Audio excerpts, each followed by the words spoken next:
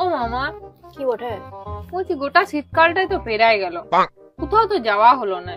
কোথাও যাই, চলো একটা ভালো জায়গা কোথাও যাই। ঠিক আছে লে, তোর বাবাকে বলবো দীঘা চলে যাবো। দীঘা যাব না, সেই তো যাই দীঘা, কতবার গেছি দীঘা, দীঘা যাব না। তো কোথায় যাবি? পুরী চ। আবার পুরী? সেই তো সমুদ্র। ভালো একটা জায়গা কোথাও নিয়ে চলো। তো আর কোথায় যাবি ভালো জায়গা? ওদের থেকে ভালো জায়গা কিছু আছে?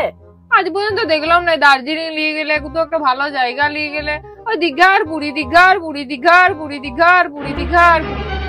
দার্জিলিং যাব। দার্জিলিং এ কত কি দেখার আছে, পাহাড় আছে, জঙ্গল আছে, ঝর্ণা আছে, আবার বরফও আছে। বেশ ভালো, দার্জিলিং এই চলো। দার্জিলিং যাবে? ওই বরফের ঠান্ডাটা তোর গতরে সইবে? এইখানে ঠান্ডাটা তো সহ্য করতে লাগছু, সারাদিন তো লেপের ভিতরে ঢুকে বসে থাকছু, এতটুকু কাজ করিস নাই, মাসে একবার তো চান করছিস, আর দার্জিলিং যাবে? পুলোকে শেষ নাই তোর। তাহলে মা, সেই তোমাকে দেখাইছিলাম না মালদ্বীপের ছবিগুলা, মালদ্বীপ তো এখন কেউ যাচ্ছে না, সবাই বয়কট করে দিয়েছে মালদ্বীপটা। এখন সবাই লক্ষদ্বীপ যাচ্ছে, চলো আমরা লক্ষদ্বীপ যাই। উপা আবার কোন দিকে?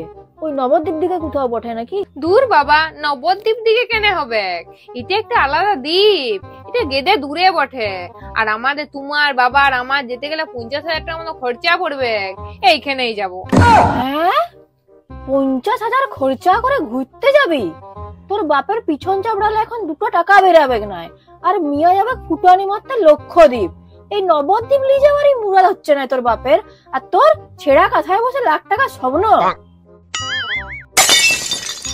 শীতকালটা তাহলে পেরাই গেল তো, চলো কোথাও একটা যাই।